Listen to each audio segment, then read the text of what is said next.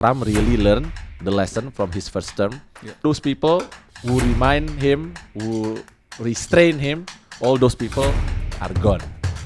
Cuma loyalis saja. Cuma tinggal sisa loyalis dan enabler. So if you ask me why he can do it, ya because gua kan jawab segampang ya, because I can.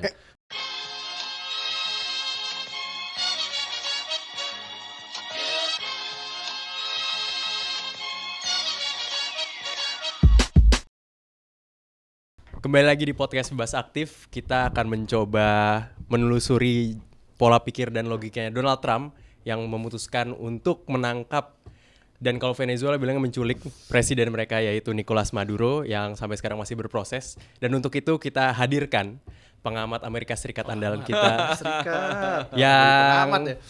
yang sebenarnya dulu vokal sekali di Twitter soal Amerika Serikat, sekarang isinya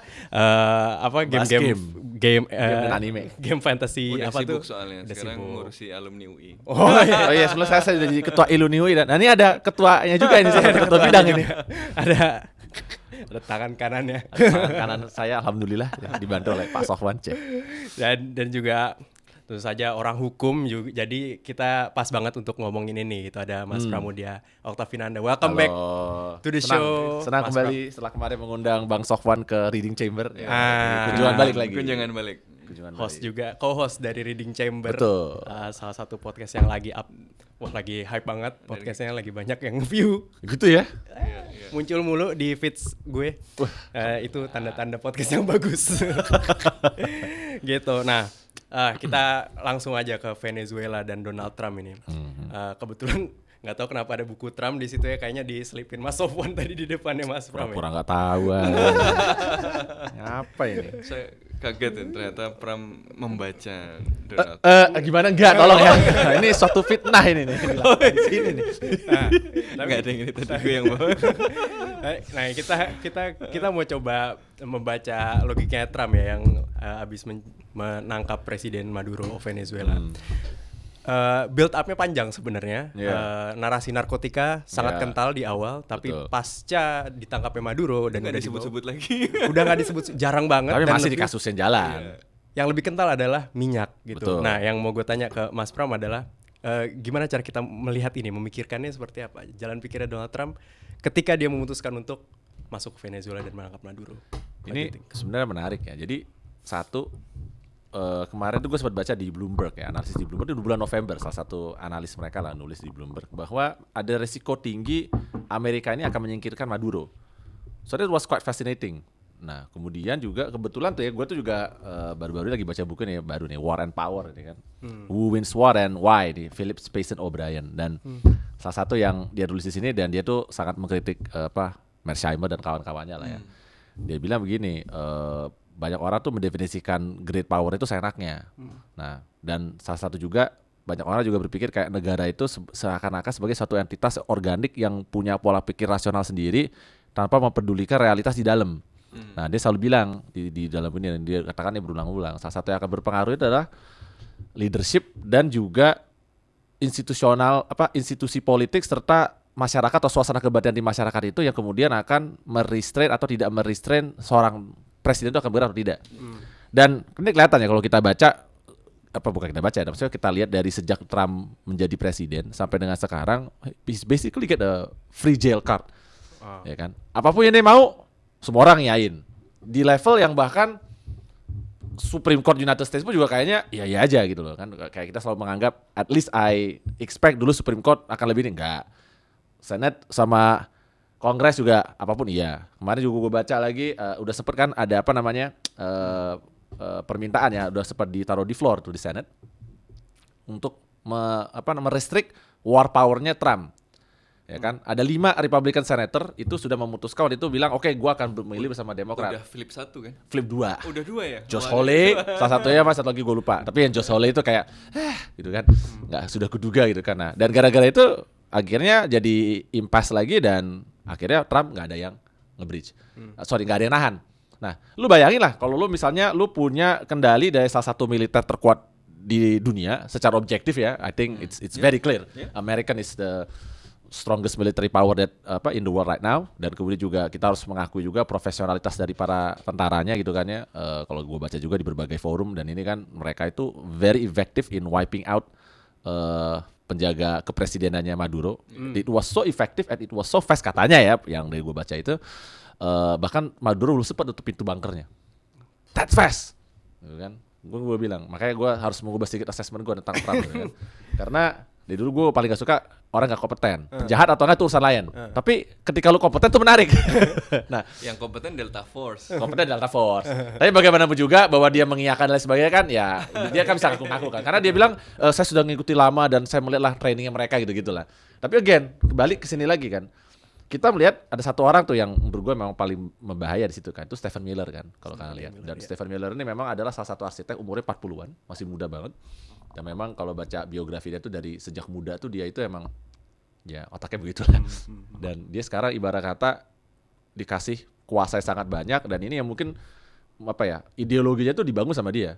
I mean if you remember, dia ada di, udah mungkin nggak tahu apa kalian sempat nonton di VTV, di wawancara sama Jack Tapper kalau nggak salah CNN kan. Ditanya kan, ini lu jelas-jelas mengirim tentara lu untuk masuk ke suatu sovereign country and take the president.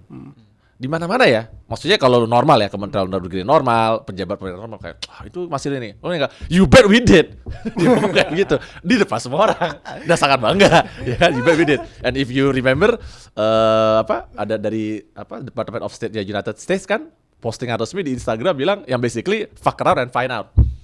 It's official post from the Department of State gitu kan. Bayangin Kementerian Luar Negeri Indonesia bakal bikin kayak gitu kan, nggak mungkin gitu kan. Tapi apparently it happen di Amerika. Jadi Kalau Amerika boleh, soalnya punya senjata paling kuat. Tapi kemudian itu semua menunjukkan, itu semua membuktikan itu semua menunjukkan. Jadi kalau kita tanya apa pola pikirnya, gue malah akan lihat ada enabler yang luar biasa di dalam sistem Amerika saat ini. Sistem check and balance-nya dulu kita bicarakan tuh sudah, unfortunately, I think it's just a bygones ya. It's a from a long forgotten past. Walaupun Presiden Trump baru jadi presiden setahun ibarat kata gitu kan. Tapi it's already done.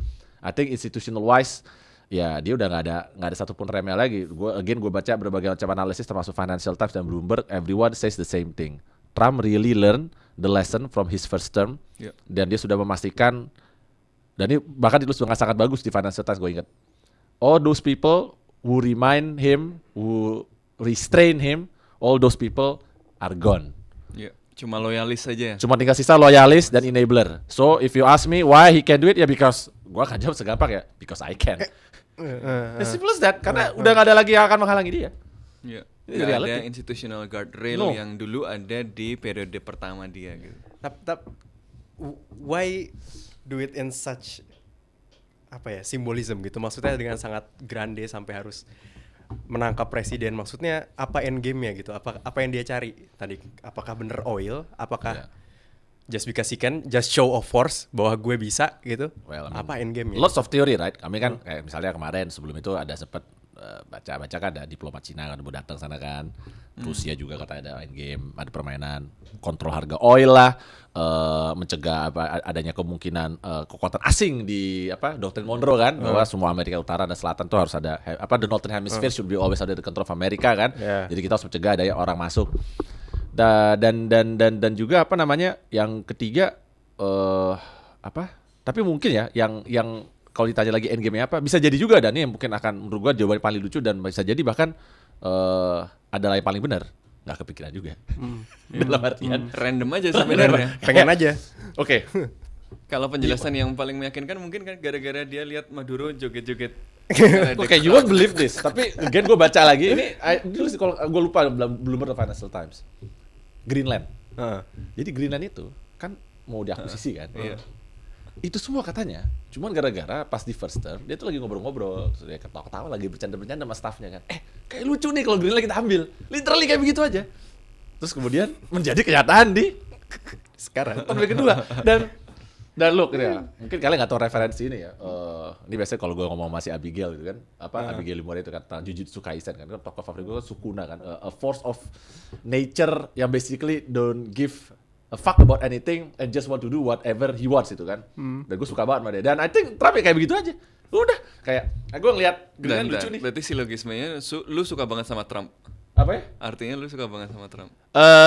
Bagaimana dia? Nah dulu, memang nih kita harus mengubah ya. Ini memang harus ada perubahan. Kenapa gua suka nih? Karena menurut gua ini menjadi suatu real life anime, ya, real life manga story, beneran ya. Yang in my projection di dunia ini harusnya nggak mungkin kejadian. You know, ada tatanan institusi global. Dan gue selalu berpikir, ya ini kan emangnya kita menghayal kan ya. Menghayal kan bebas kan. Dan gue pengen banget tuh menghayal bisa melakukan hal seenaknya kan. And ternyata ada kenyataan kejadian di mata gue nih, kita menghadapi itu, kita melihat nih kejadian real time, real life is stranger than fiction. Ada orang bisa seenaknya aja, and without any consequences. Certain point of I mean, as much as I hate it, ya kan, karena again the power is not with me, right? Kita cuma bisa ngeliatin kan. I have to admit it's kinda liberating karena, wow, someone can actually do this without any consequences, and people will just say. A lot of dictator, a lot of authoritarian dreaming to do that. Putin dreaming to do that, gitu kan. He cannot do it. Amerika dan the ironic part of it is that the one who's doing this basically adalah cuman seorang showman. He's a genuinely showman. Everything for him is a show. Gue kan baca juga kemarin ada salah satu artikel, gue lupa di mana, tapi intinya begini. For Trump memang semua itu adalah show dan dia maximize the show karena itu yang meningkatkan rating. Nah, selama rating orang-orang seneng nonton. Kayak ini aja lah. WWE, World Wrestling Federation deh ya. Gitu aja buat dia kan reality show, The Apprentice. This is he's making the largest reality show in the world with costing of course people dan lain sebagainya. Dan menurut gue itu lucu ya kan, maksud gue di tengah semua apa ya kesusahan dan kerusakan yang dari, I think it's a funny part where basically anjir nih orang benar-benar melakukan, bahkan gak ada end game-nya. Ada orang bisa melakukan itu. Very interesting. Itu kan interesting loh. Kayak wow, lu bisa mau bilang, oh ini jenius banget nih, sudah memikirkan gitu kan, dan sebagainya kan. Tapi again, banyak kalau kita baca juga di berita-berita, beberapa perusahaan minyak itu udah marah-marah sebenarnya. Shale bisnis di Amerika yang lebih susah ya lainnya. Itu mereka udah ribut. Lu serius mau membanjiri Amerika dengan katanya minyak yang murah dari Venezuela? That's not good for the economy for them. Perusahaan yang gede juga bilang, wah ini satu, investasi situ akan berat. Kedua, lu kayaknya juga nggak berminat memastikan keamanan di sana, karena nggak jelas kan. Jadi kalaupun tentaranya nggak mau masuk, tentara nggak mau masuk kan. Jadi kalaupun gua mau berinvestasi nih puluhan miliar dolar, terus tiba-tiba pemerintahan sana guncang lagi, tentaranya masuk, terus tiba-tiba oil gua dinasionalisasi lagi, siapa yang mau menjamin? Jadi bener-bener kayak masuk. The only good part, I think the only professional part cuma Delta Force doang. That's the professional guy. The other one is another reality show aja ya. Kemudian kita disuruh tonton ketawa. Untung bukan negara kita, ibaratnya begitu kan. Itu kita nontonnya ketawa gitu kan. Hiburan lah gitu kan. Tapi ya gitu. Gua ambil apa ya? Gua bener-bener paradoks buat diri gue sendiri karena satu sisi gue lucu gitu, gue terhibur, satu sisi gue juga kesel gitu. I don't want this to happen gitu kan. Gue kesel gitu. Dan that's why kenapa Maduro diangkutnya begitu dramatis. Dia nggak perlu ditutup matanya, dia nggak perlu udah dikelilingin tentara-tentara gitu, ngapain diginiin ya kan? Itu presiden negara lain loh padahal gitu loh itu. Dan pilihan juga tepat I think I buy that theory. Dan pilihan juga menarik, kenapa Maduro? Karena satu, secara negara institusional ini dibahas juga di buku ini kan, bahwa salah satu yang paling penting dalam menghancurkan memenangkan suatu peratu adalah menghancurkan institusi dan basic logistik. Dan Venezuela secara logistik saat itu udah berantakan. Kedua, Maduro juga bukan seseorang yang dicintai rakyat ibarat kata gitu kan. Jadi kalau lihat di Amerika Latin pun ya tentu ada beberapa yang seneng, ada beberapa yang nggak setuju, which is tapi itu buruk buat Maduro. Kenapa? Karena harusnya lu butuh orang bersatu bilang jangan digituin. Tapi permasalahannya tadi banyak orang juga nggak suka sama dia dan banyak orang yang memang mengimpikan dia runtuh karena he's not a good guy anyway juga kan. Nah jadi itu salah satu yang kemudian membuat makanya I don't know apa itu Trump yang menghitung semua dengan jenius. I doubt it. Bisa jadi similar ya kan? Atau mungkin ada advisor mereka sudah menghitung dengan segala macam potensi cost benefit. Let's just go there. Then after that we think about it. The most important thing is for our rating purposes it's good. Bayangin kalau misalnya tiba-tiba ini semua adalah bisnis media konspirasi gitu ya kita bikin ya. Ini semua adalah bisnis media bilang guys we need to make something that American citizen will love, increase the rating, make news live again gitu kan. And that's it. That's just the purpose. That will be crazy. I mean, it could be a very good movie plot. Dan itu ngalahkan semua. Itu bahkan lebih gila itu nggak? Itu kayak, itu plotnya The World Ends Tomorrow nggak sih? The Day apa? Yang plotnya Bonds. James Bond, yang Pierce Brosnan. Day After Tomorrow. Not the day after tomorrow, ya film itu The World Ends Tomorrow apa gue lupa. Pokoknya dia gitu, ada perusahaan media jahat yang basically menciptakan konflik antara berbagai negara supaya rating bump kita up naik. rating, yeah. If that is actually the reality here now, oh that's so cool. Iya. I mean, you see right, you see the possibility right, karena saking gila ya. Oh wow. dicobain as an IR scholar. Jadi kadang-kadang gue memang berpikir kalau di era Trump ini kayak scholars, orang-orang yang mengkaji politik internasional atau hubungan internasional itu kayak Diayam-ayamin. much ado about nothing aja gitu. Kita mencoba menafsirkan cara Trump berpikir, padahal Trump itu mungkin tidak berpikir. Iya, jadi kayak Think big. ya, tapi kalau kita lihat ya, tentu meskipun faktor personal itu tentu memiliki pengaruh yang besar gitu ya, dia berada di dalam suatu realitas institusional dan struktural kan tadi disebut. Kenapa kemudian kalaupun benar alasannya adalah showmanship, dia bisa melakukan itu karena institutional constraint-nya nggak ada lagi gitu kan. Dan dia punya posisi sebagai pemimpin yang nyaris tidak ada constraint-nya dengan material capability yang luar biasa gitu loh. Jadi kalaupun blunder sih ya santai aja gitu. Ini kalaupun gagal ya nggak ada masalah gitu. Kalau berhasil ternyata kemudian berhasil mendapatkan apa yang diinginkan setelah ini, oke. Kalau enggak ya udah gitu. Maksudnya dia kesalahannya itu tidak langsung kelihatan harganya saking dominannya Amerika Serikat kan di dalam sistem ini gitu. Tapi dia akan stacking up, dia akan pasti sedikit demi sedikit juga menggerus posisi Amerika Serikat itu kan dengan ini. Jadi ketika merespon serangan ini yang kemudian muncul jadi perdebatan, apakah ini menunjukkan US power atau justru kemudian menunjukkan limits of US power. Jadi keterbatasan dari powernya Amerika Serikat. Kenapa dia kemudian menunjukkan limits dari US power? Ya tadi pertama adalah ketidakjelasan endgame, bahwa kemudian menunjukkan bahwa secara teknis Amerika Serikat memiliki kapasitas itu, tapi kemudian ketidakjelasan pesan ini kan membuat aktor-aktor yang ada di kawasan maupun di luar itu juga tidak bisa kemudian mengkalibrasi respon untuk mencapai yang diinginkan Amerika Serikat atau yang akan berdampak positif pada Amerika Serikat. Yang akan terjadi adalah karena ketidakpastian itu, orang-orang akan mencari cara untuk melakukan tindakan untuk memberikan dia kesempatan untuk punya kepastian yang lebih aman di masa yang akan datang kan. Jadi misalnya, ini seperti kalau kayak yang reciprocal trade itu tujuannya, misalnya kalau dia memang ada tujuannya untuk mengeluarkan Cina dari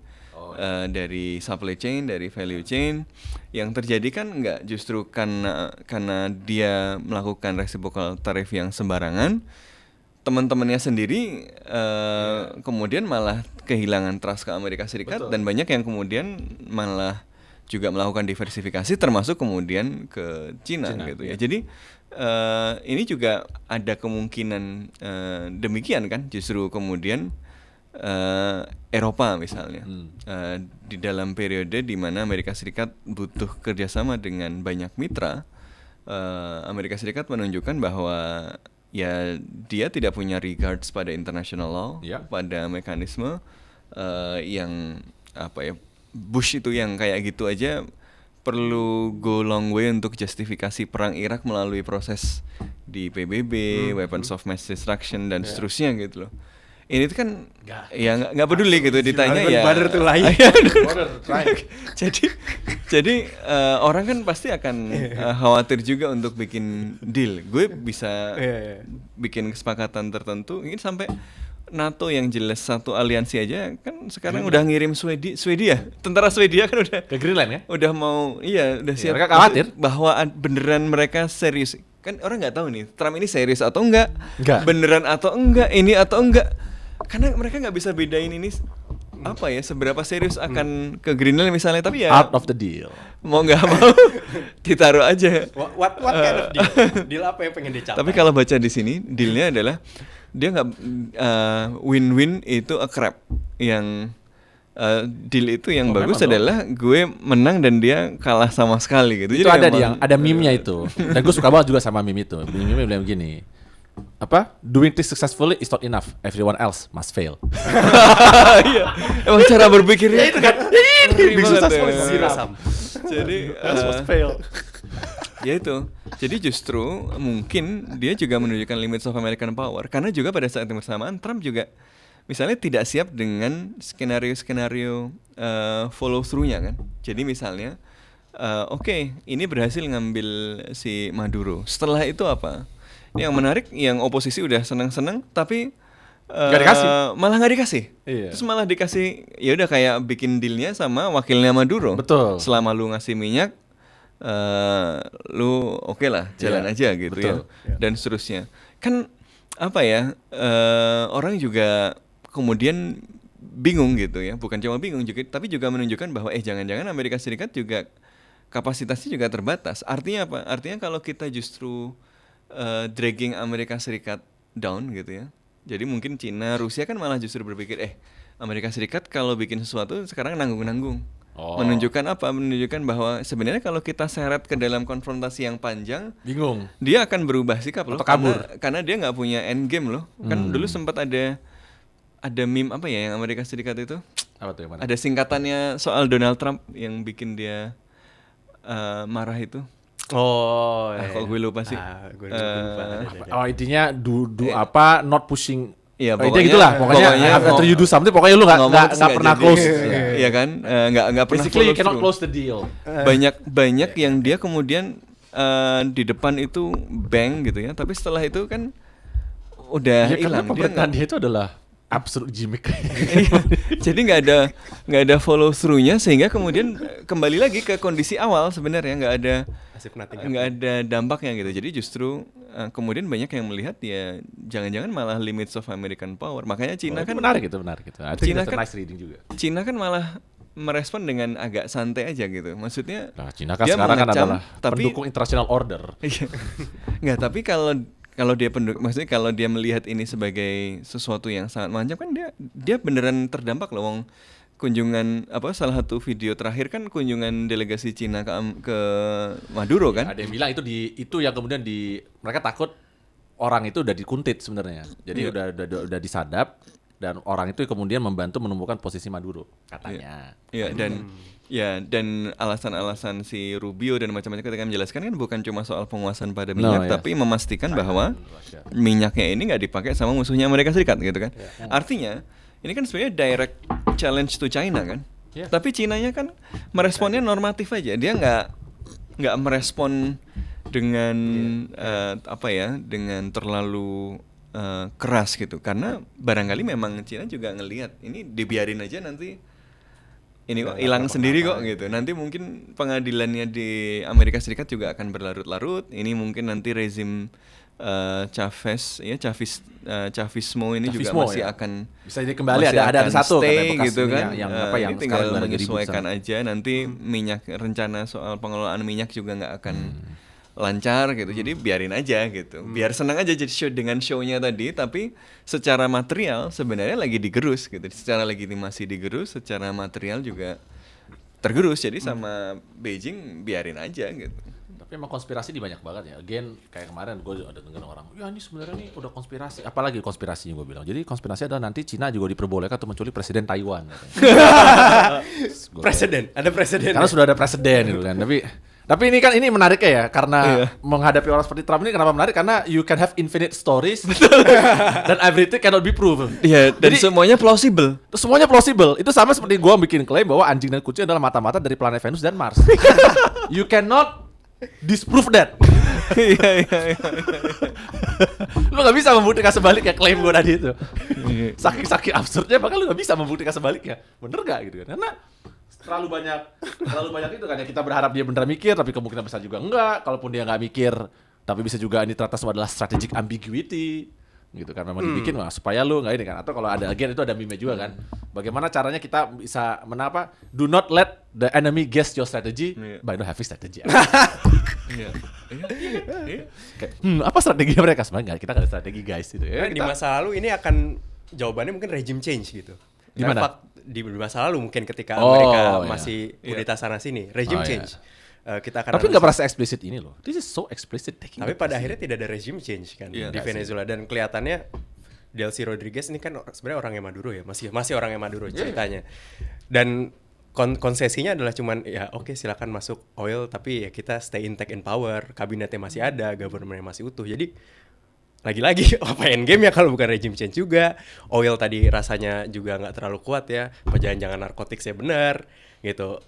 Nah pertanyaan gua ke Mas Pram adalah, kita akan ke domestik tadi karena Mas Sofwan ngomong pengadilan Maduro juga, karena mumpung kita ada ahli hukum juga di sini. Bukan ahli hukum Amerika juga. Bukan ahli hukum Amerika. Ini kan kebetulan ini kan bukan legal opinion ya, jadi gue bebas aja ngomong. Bebas beropini, silakan. Karena ini penting juga, seberapa signifikan, seberapa solid case-nya Trump terhadap Maduro.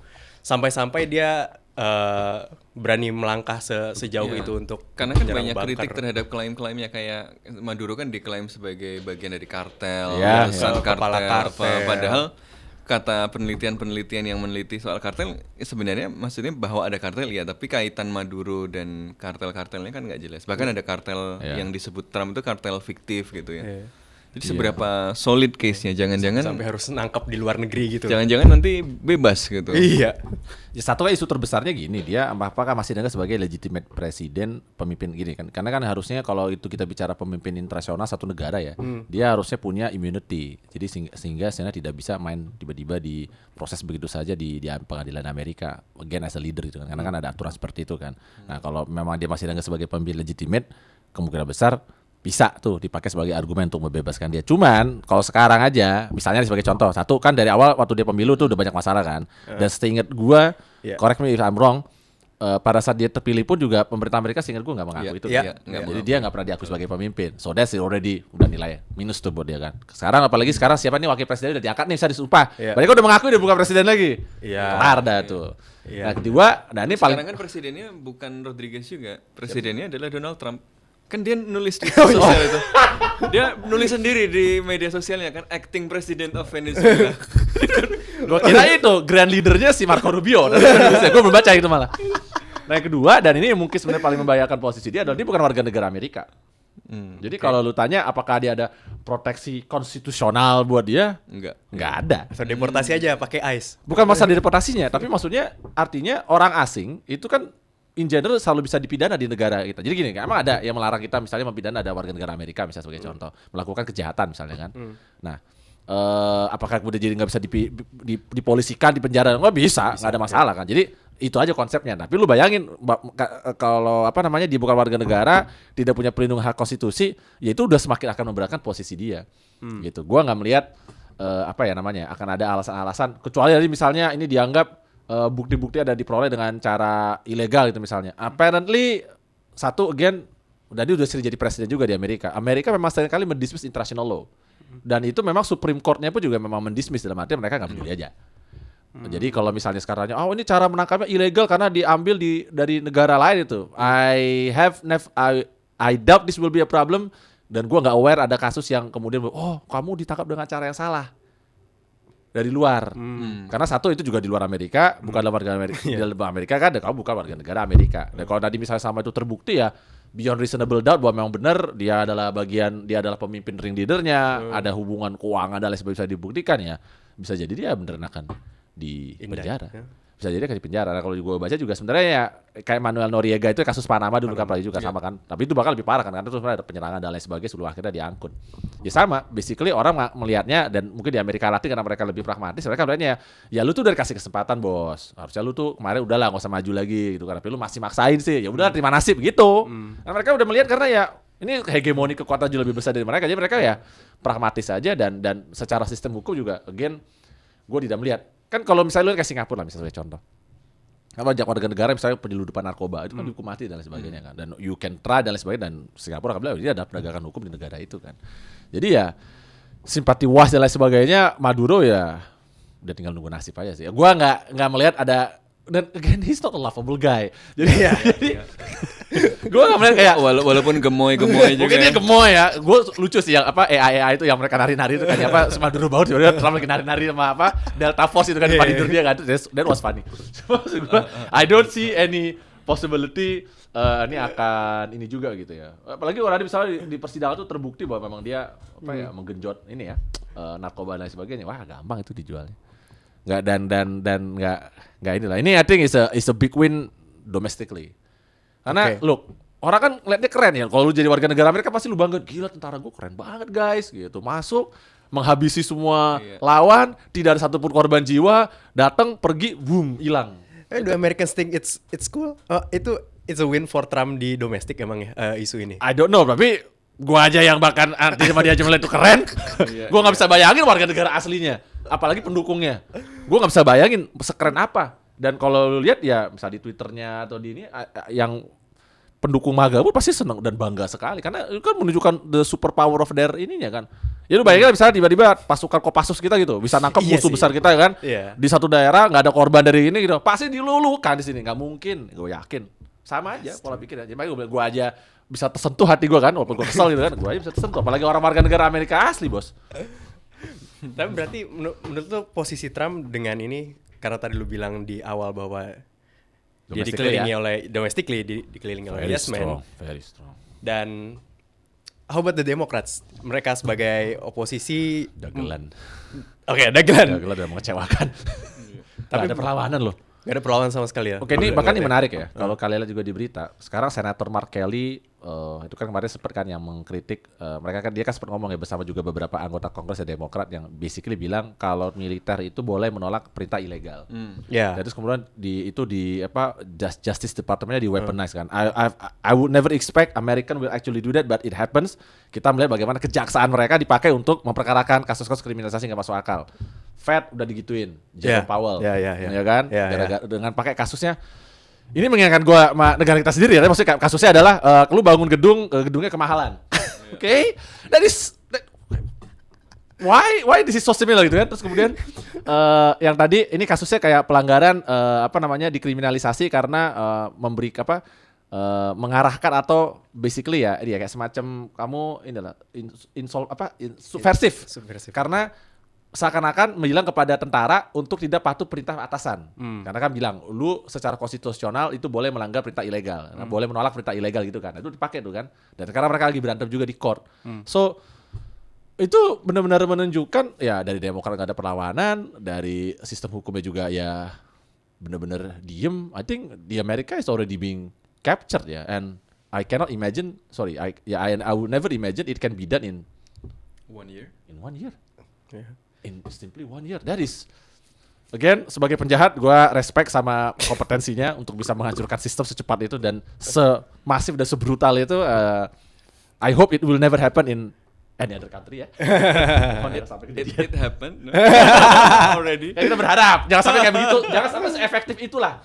Karena I think it's just bad. It's really bad. I think it gives us a glimpse of a future where tadi ketika nggak ada lagi institutional ini kan, nggak ada institutional responsibility, ya udah orang basically hidup dan ini apa ya? I don't know. American I think maybe can afford it sebagai negara yang GDP 20 kali lipat kita ya ibarat kata gitu. Mungkin mereka can afford it, life can goes on dan simple sebagainya ya. Cuman ya I think that the real judgment ya kita masih lihat nanti pas apa? Midterms kan. That's it. Gua udah nggak bisa menebak apa-apa lagi selain lihat midterms. Kalau sampai midterms saya Demokrat kalah lagi, ya udah berarti emang Amerika bahagia dan senang dengan kepemimpinan seperti ini. Soalnya mereka suka jadi orang abusif. Iya. Udah mau diapain lagi?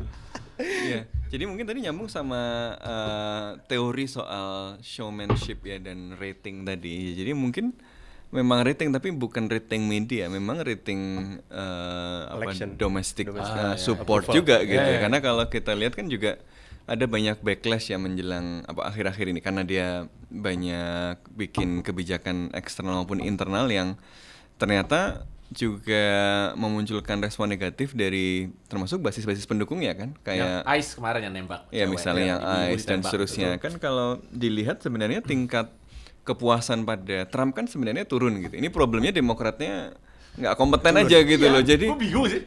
Aduh. Like how? Jadi dia butuh kemudian sesuatu untuk memunculkan prestasi kan gitu, dan ya Venezuela ini mungkin salah satu cara untuk menunjukkan bahwa ini gue bisa melakukan sesuatu yang si Sleepy Joe itu nggak bisa melakukan gitu ya, dan orang-orang sebelumnya. Obama kan dulu pas zaman dia berkuasa kan juga keras sama Maduro, bukan waktu itu masih Chavez ya, tapi belum bisa ngapa-ngapain gitu kan. Maduro berkali-kali mau dikudeta juga gagal gitu kan, dan seterusnya. Gue bisa melakukan sesuatu yang nggak bisa dilakukan oleh presiden-presiden sebelum gue gitu. Jadi mungkin ada kredit domestik itu, tapi yang kemudian yang kedua juga kaitannya sama kondisi institusional yang tidak ada remnya itu tadi kan membuat ada kompetisi internal di orang-orang sekeliling Trump yang kemudian bisa membuat Trump mau melakukan sesuatu gitu. Mereka sendiri kayak Miller tadi, Rubio dan seterusnya. Ini kan orang-orang yang punya visi-visi pribadi yang not necessarily shared oleh the whole establishment dari Amerika Serikat. Belum jadi konsensus. Dia tidak jadi konsensus kelembagaan negara gitu loh, bahwa harus melakukan ini, harus melakukan itu. Tapi saking institusinya itu sekarang sangat tidak ada constraint-nya, tidak terlembaga. Itu tergantung si Trump itu lagi denger siapa aja, lagi dekat sama siapa gitu loh. Jadi kayak tiba-tiba ngobrol sama siapa, bos, kayaknya bos keren deh kalau kita serang Venezuela, kita ambil Maduro, nanti pada suka gitu. A lot of news dan seterusnya. Jadi banyak yang kemudian kadang membuat orang dia tadi nggak koheren kebijakannya gitu.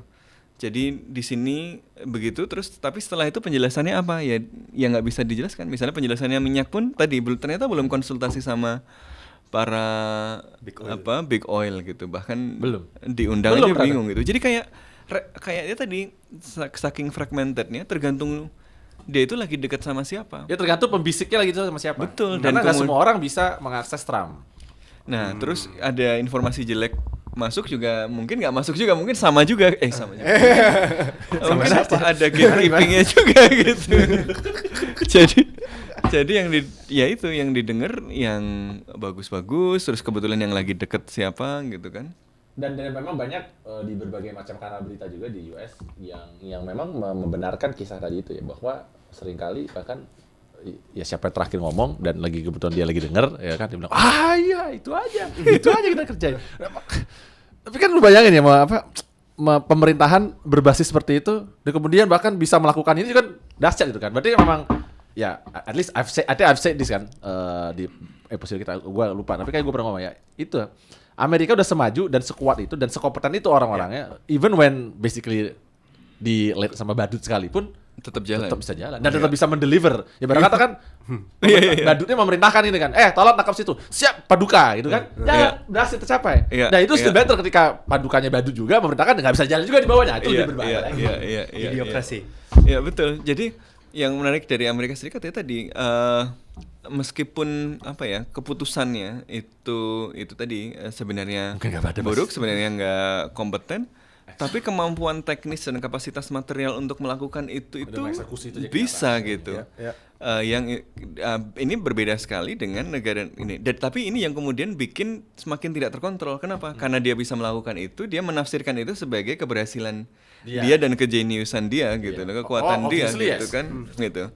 Sementara kalau negara-negara lain kan orang si pemimpin yang narsis dan inkompeten ini akan dihadapkan pada kenyataan bahwa dia punya keterbatasan material itu, sehingga dia harus mengikuti advice dari yang lain-lain. Walaupun secara institusional sudah berantakan, dia akan dihadapkan pada keterbatasan materialnya kan. Misalnya ada presiden sebuah negara yang kapasitas materialnya jauh di bawah Amerika Serikat, pengen melakukan sesuatu yang sama tidak masuk akalnya gitu kan. Walaupun institusi domestiknya itu sudah ABS semua, tetap aja si ABS ini kan akan mikir karena scarcity, kelangkaan. Karena dia ada risikonya, dia akan gagal, dia pasti akan ngomong juga pada akhirnya, bos, sulit nih bos gitu kan, nggak bisa bos, kita harus mendengarkan Amerika ahli doesn't have that ini. constraint. Amerika nggak punya constraint karena seabsurd apapun bisa diwujudkan. Ini ya, kalian tahu itu nggak filmnya ya apa? Steve Carell yang apa? Yang Space Force. Oh, tahu. Tahu kan Space Force kan? Ya, Space Force. Dikit lagi ini bisa kejadian di dunia nyata. Beneran loh, gua udah mencium bau-bau itu, walaupun kemarin mereka baru nutup perpustakaannya NASA kan, tapi mungkin in a different world. Jangan lupa Trump itu adalah orang yang membuat Space Force. Bener ya? Space Force. Oh iya bener. Oh my God. Itu Donald Trump. Itu agak sekonyol itu juga nggak ya? Nyata ya? yang beneran bikin Space Force itu Donald Trump. Gue pengen ada sih di dalam meetingnya. I'll pay to be there and listen. Dan Gila, mungkin ternyata kalkulasinya beneran. emang sesimpel keren nih gitu. Gue jadi orang yang mendirikan Space Force itu. I wish I have that kind of power kan. Kenapa Pak Pram mau melakukan itu? Karena kita bisa dan karena itu keren. Dan kan memang logonya dibuat kayak logo-logo science fiction gitu kan. Iya, kayak Star Trek gitu. Space Force. Oh my god. We're watching this in real life, man. Satu hal lagi yang mungkin bisa kita lihat dalam kerangka kejadian di Venezuela adalah Greenland. Sebenarnya itu masih dalam satu rangkaian peristiwa juga kan sebenarnya. Apakah kita bisa memahami Greenland juga dalam satu rangkaian dengan apa yang dilakukan di Venezuela, dalam artian Trump pengen menguasai satu deret hemisfer itu, atau Greenland nih emang beda kasus aja karena dia sebenarnya kan nawarin untuk beli ya, purchase ya. Ada. Tapi dia bilang nggak menutup kemungkinan dia mau nyerang loh. Dan saat ini nggak ada yang menghalangi loh. Exactly. Terus, nah menurut lu apa? Di Greenland ada apa yang membuat Trump very attracted yang bikin dia tadi kayak keren? Katanya kan berbatasan dengan Rusia, terus kan dia mengklaim bahwa ada apa tuh kapal-kapal Rusia dan Cina sekitar situ, walaupun dibantah di berbagai ini ya media yang bereputasi, bahkan yang punya pangkalan militer malah Amerika di Greenland udah ada gitu kan. Dan mereka kan juga sempat nanya kan kayak, look, kalau misalnya lu cuma mau menambah presence itu bisa didiskusikan guys gitu. Itu Denmark udah ngomong gitu sebenarnya Greenland kan. Makanya ini yang kembali lagi ya mungkin tadi teori bahwa ya bener-bener dia cuma kayak aku lihat itu, aku suka itu, aku mau. Ya katanya kan lihat apa peta yang di tengahnya ada karena kan Greenland udah gede kan dia pakai Mercator itu kan, jadi makanya ada makanya ada orang bilang gini, please show the real, jangan yang Mercator, karena Mercator kan digedein banget ya, sehingga Rusia, Greenland sama Amerika tuh kan gede banget kan, padahal sebenarnya tuh kecil, cuman gara-gara Trump itu kayak, this is big and beautiful, I mean he make the big and beautiful bill. Gue masih bercita-cita sih suatu hari nanti gitu gue bisa bikin undang-undang yang judulnya cuma besar dan indah gitu. Suatu undang-undang yang besar dan indah, karena namanya apa Pak? Ya itu tadi, suatu undang-undang yang besar dan indah. Nomor 1 tahun 2045.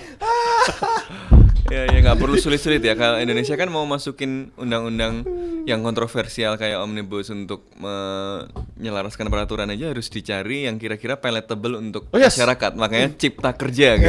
Iya. Indonesia harus bikin kayak begitu. Trump literally make the nggak perlu one big and beautiful bill. And I was like, udah jelas banget itu. Nggak, gimana cara gue selama ini kagum tadi sama suku dan sebagainya, gimana cara gue harus kagum lah ya. Wow, you actually fulfill my dream gitu kan. In a very twisted way. Dan kemampuan dia membuat istilah-istilah tuh mantap banget. Donro Doctrine tuh Donro. Enggak sama apa tuh Donald apa ada juga Donald Trump tapi di itu apa di Spanishin. Jadi Donaldo Trumpo. Ada tuh video juga lucu tuh ya dia sekarang ya. Well Venezuela is already under my power kayak gitu tuh lucu. Donaldo Trumpo. Tapi tadi jadi banyak karena kenapa juga nih aliansi? Karena kalau sampai Amerika menyerang Greenland itu adalah akhir dari aliansi NATO. Yes. Karena gimana cara aliansi NATO treaty bekerja kalau yang menyerang adalah sesama anggota aliansi, kan? Jadi makanya kemarin tuh Eropa tuh udah ketar-ketir dan mereka nggak nyangka dan I could imagine itu ya, perasaan bayangin ya kita misalnya kan kita orang-orang rasional ya kan, dan itu meruntuhkan semua teori tentang tadi kan negara rasional sebagainya. Karena lu bayangin ya tiba-tiba lu Trump itu datang gitu, gue mau Greenland, gimana? Lu bercanda kan? Enggak. Lu bercanda? Enggak, gue mau. Lu mau kasih harga. Kalau lu kasih harga atau we take this the harsh way, the hard way ya, the hard way or easy way gitu. Jadi again ya dan yang apa yang membuat gue juga nggak habis pikir adalah bahkan kita nggak bisa mendiskonnya 0 bos. I cannot discount the probability that it might actually happen. Baik itu mau dibeli ataupun tuh dengan cara tadi tiba-tiba dia naruh militer dan memperbanyak orang, karena kan itu cuma berapa ribu orang kan situ kan, 40.000, 43.000 kalau nggak salah. Jadi very easy. Dan udah ada siapa Randy Fine itu yang ada satu partai yang itu kan mau bikin apa? Annexation bill. Walaupun katanya secara hukumnya Denmark nggak bisa, secara hukum Greenland Denmark nggak bisa. But who cares? Bukan, tapi maksudnya jadi mereka mau secession. Si orang-orang Greenlandnya secession dari Denmark. Cuman ya. katanya secara konstitusional itu nggak bisa kalau menurut aturan hukum Denmark. Tapi again ya, kalau kata Donald Trump kan Denmark law kayak.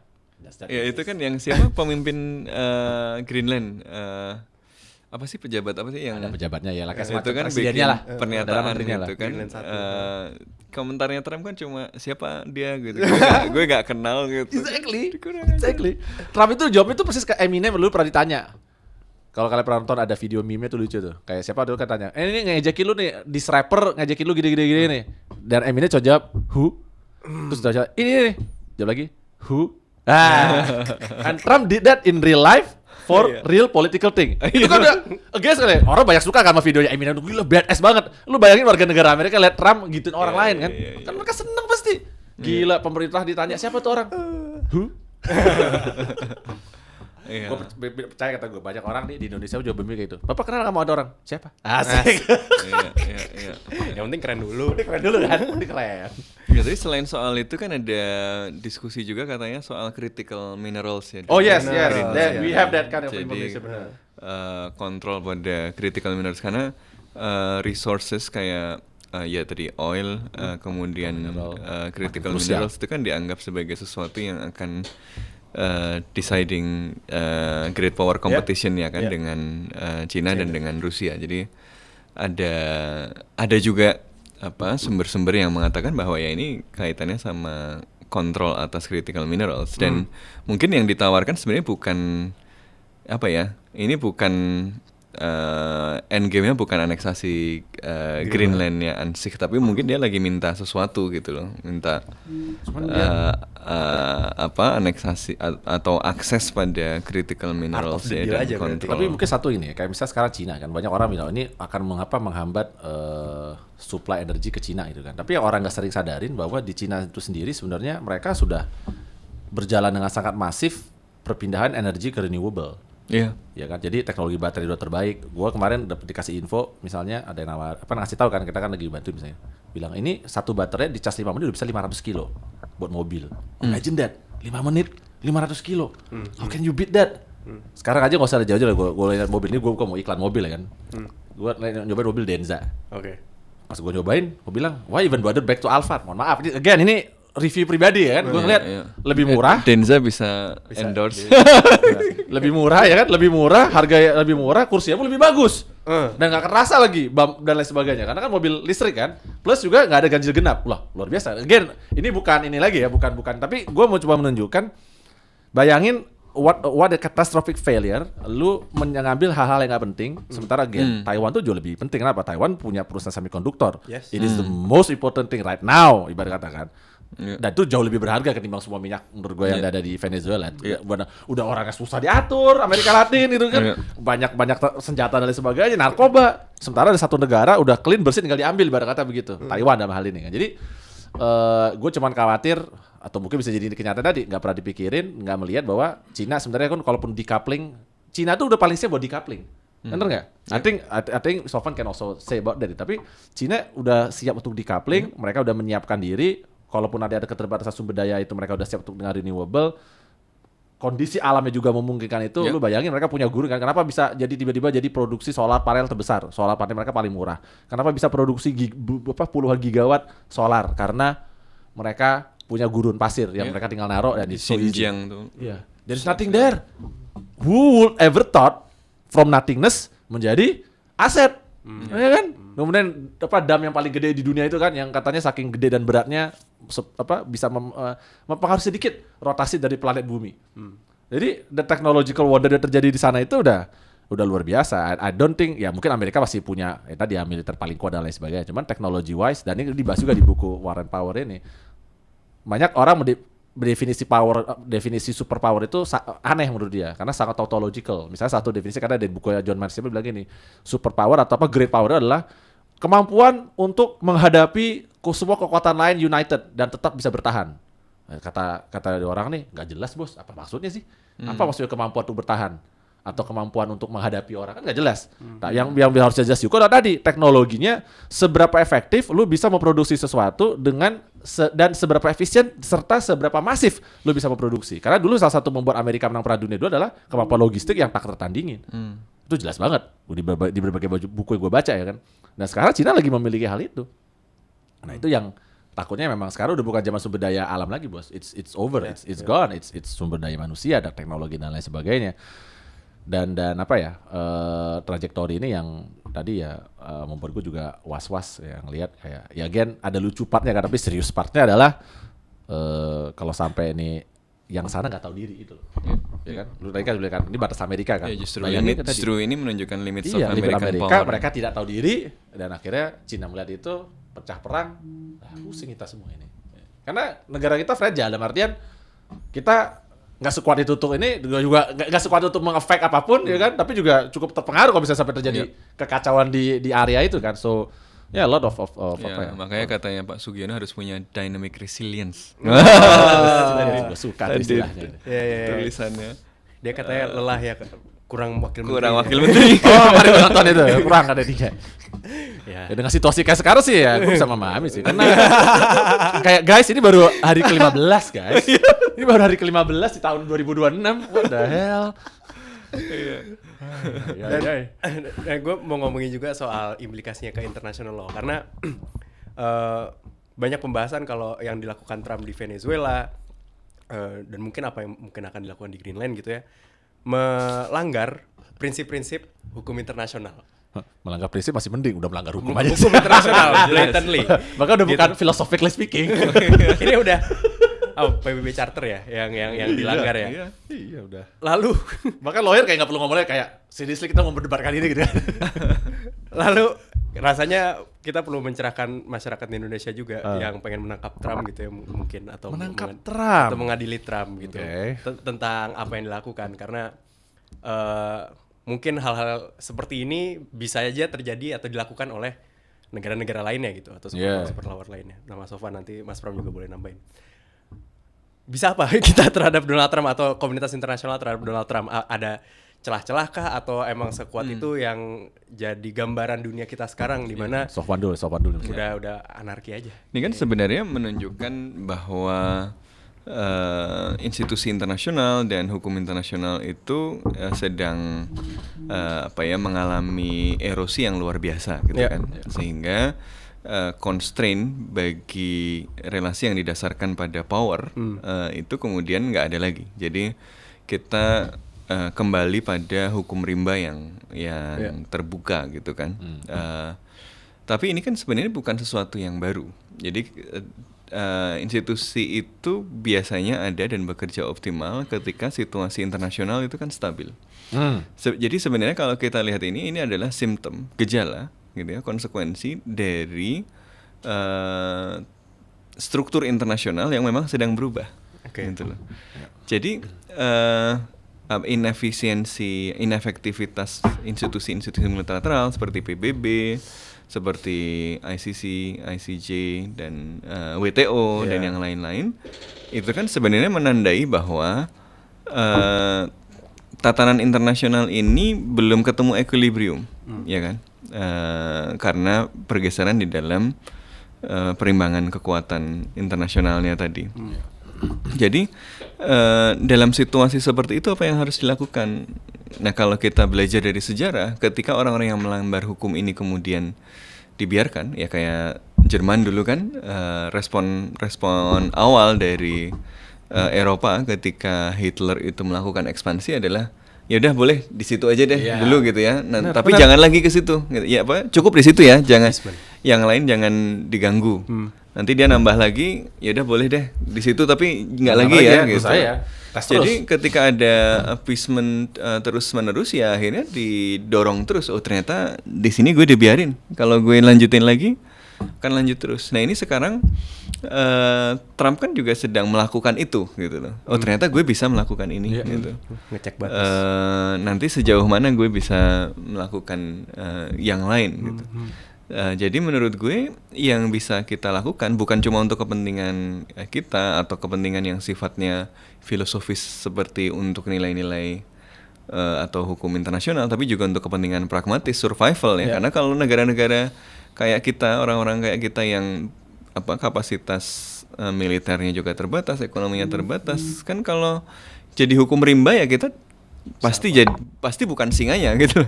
Kalau ini hukum rimba pasti bukan gajahnya, pasti bukan kekuatan-kekuatan utama ya kan. Karena itu kan kita kemudian harus institusi internasional itu weapons of the weak gitu. Dan weapons itu dismantled sekarang gitu kan. Karena itu kemudian ya bagaimana kemudian kita bisa mendorong proteksi yang lebih kuat tadi dengan memperkuatnya lagi. Caranya bagaimana? Ya caranya memang kemudian dengan menghentikan appeasement. Caranya apa? Memunculkan sinyal bahwa ini ada resistensi loh.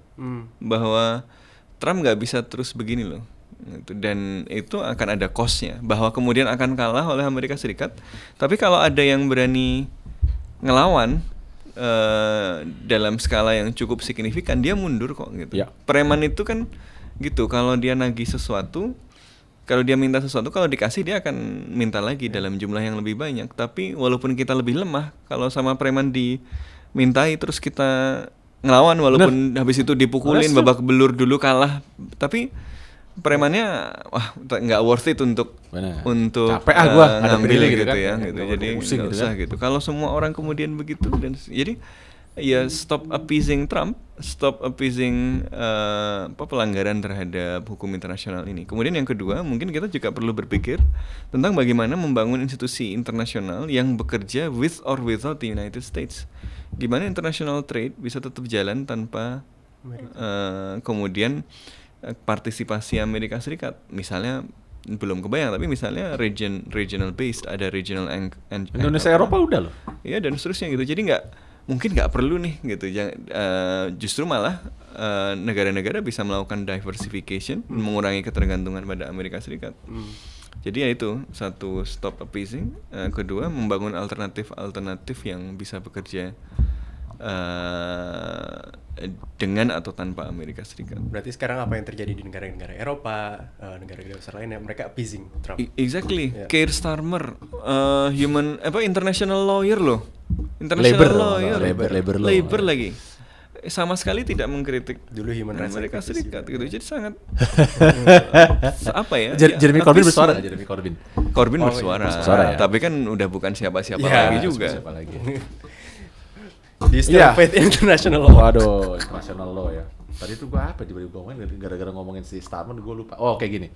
Jadi memang benar ya, kalau kita bicara tadi international law, memang basically international itu adalah hukum rimba. Aslinya emang selalu begitu. By the end of the day, the natural state adalah hukum rimba yang kuat memakannya lemah, kayak Shishio Makoto di komik Rurouni Kenshin gitu.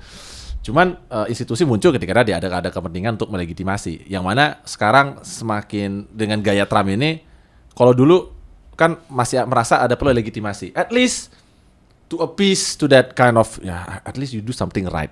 Makanya kan ada law of war ibarat kata begitu kan. Ya lu bayangin aja kayak misalnya kayak kemarin kasus nih yang menarik, kapal nembakin perahu itu yang narkoba kan, yang dianggap katanya kemungkinan besar berpotensi melanggar hukum perang.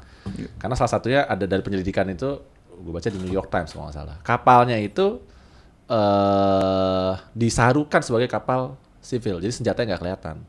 So you never give a chance for the people in the boat untuk surrender, karena mereka taunya itu kapal biasa aja. Pas udah deket baru ternyata ini kapal yang bawa senjata dan siap nembakin kita. Nah itu bisa dianggap sebagai pelanggaran hukum internasional. Dan we see that tadi lagi-lagi Amerika nggak terlalu mempedulikan hal itu. Karena tadi orang-orang yang dipilih memang orang-orang yang, ya Stephen Miller itu dia kan lawyer juga sebenarnya kan. Dan dia memang orang yang dari awal benci dengan hukum internasional, karena buat dia merasa kayak kenapa gue harus jatuh ratus sama orang yang lebih lemah daripada gue. Kan begitu. Ya kan, jadi satu-satu cara itu adalah tadi seperti kata Sofan bener, kalau kita mau menunjukkan itu ya yang misalnya lebih lemah ini supaya nggak dibully sama preman, harus menunjukkan bahwa kita juga satu kekuatannya besar. How do you show that? Gitu kan. Nah pilihannya kan kalau buat negara kan cuma dua sebenarnya kalau menurut gue. Satu ya lu harus bisa swasembada. Mungkin beberapa orang aduh swasembada gini-gini. Look, pilihan lu emang cuma dua, lu swasembada kayak Cina sekarang udah swasembada energi, ibarat kata begitu kan, mencapai level seperti itu, atau lu mensecure trading ke Singapura sebagai negara kecil yang nggak punya sumber daya sama sekali, dia sudah memastikan supply chain-nya dia sangat rapi, sehingga kalaupun terjadi satu di sini, dia sudah ada alokasi risiko dari tempat lain. I don't think we never think about that karena again kita bukan bangsa yang paranoid, unfortunately. Gue sangat berharap Indonesia adalah bangsa yang paranoid. Jadi kita selalu ketakutan gitu kan. Tapi kita kan selalu merasa tenang dan nyaman gitu kan. Sehingga ya tadi melihat ini pun juga mungkin kita jauh lah, mungkin nggak akan kena. You never know. Gitu. Karena tadi dengan institusi hukum internasional udah seperti ini dan apa ya namanya ya, menyuarakan ini menjadi satu hal yang penting sebenarnya ya kan untuk mengingatkan bahwa you need to have legitimacy karena begitu legitimacy ini hancur roda itu berputar.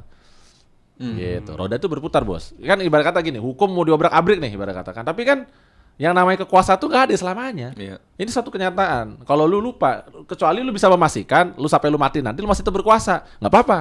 Tapi kalau lu tidak bisa memastikan hal itu, harapannya adalah paling nggak lu berpikir secara rasional bahwa kalau lu melakukan kayak begini, nanti ketika roda berputar, mampus lu nggak ada ini. Kan itu sebenarnya kayak begitu aja. Itu sebenarnya inti dari hukum internasional, asas reciprocity dan lain sebagainya adalah lu bisa membaca nggak nih? Nah, kayak kalau gue tangkap Amerika mungkin membaca dirinya ya dalam beberapa tahun ke depan dia masih akan tetap menjadi sebagai yang paling powerful and that's why he doesn't see any incentive to act. Ya, lu bayangin ya selama ini kan kita juga dimiliki kayak Israel gitu kan. Dia juga merasakan kenapa dia bisa merasakannya. Tapi sekarang bayangin Amerika adalah Israel dalam skala yang jauh lebih besar. Iya. Dan dia sekarang udah no longer restrained. Kita udah mulai kecil kan. Yang kecil aja unrestrained udah kayak begitu kan. Seenaknya aja kan. Bayangin yang gede nih tiba-tiba merasa gue unrestrained juga. Ini sesuatu yang harusnya ya tadi benar kata Sofwan bisa jadi malah membuat orang bisa jadi tertarik ke Cina. Apalagi kalau Cina terus-menerus memposisikan diri sebagai saya adalah rule and law, rule and order ya kan. Which actually an irony karena itu ya hidup kita hebat itu kan. Kita bisa melihat perputaran cycle dalam satu hidup kita. Dalam satu siklus hidup kita ini kita udah bisa melihat cycle dari yang sebelumnya bisa komunis menjadi kapitalis, dari kapitalis menjadi komunis, yang dari sebelumnya rule of law menjadi otoritarian itu demokrasi berputar. Jadi fasis. Demokrasi jadi fasis jadi ini itu berputar dan kita bisa menyaksikan tuh in real life. I would never imagine that gitu kan. Gua sebagai generasi lahir tahun 80-an itu kan melihat dulu kan ya tahun 89 gua ingat gitu kan. Glasnost, perestroika bubar, itu kan Uni Soviet runtuh. The end of history. The end of history. Apparently it's just the beginning of an even more interesting history. Harapan gue cuma kita nggak berakhir dengan perang nuklir karena kalau sampai terjadi perang nuklir cuma satu harapan gue make it quick aja. Karena don't make us suffer. No, I don't want to live in a nuclear winter. This is not a fallout story. I prefer a quick death. Nah itu aja kalau dari gue. Penutup yang sangat-sangat baik. Oke, thank you Mas Pram. Always fun to have you here. Always fun to talk about Donald Trump with Mas Pram. Thank you juga buat teman-teman pendengar. Thank you Mas Sofwan. Thank you Mas Pram. Dan jangan lupa ditonton The Reading Chamber. Nonton The Reading Chamber. Kita selalu kita posi-posi juga nih The Reading Chamber. Yo, thank you. Ini dia bawa buku pasti sebenarnya mau promosi Reading Chamber karena harus selalu ada. Harus selalu ada ini, enggak boleh. Kalau di podcastnya selalu harus ada buku. Salah nih, kita bawanya buku ini.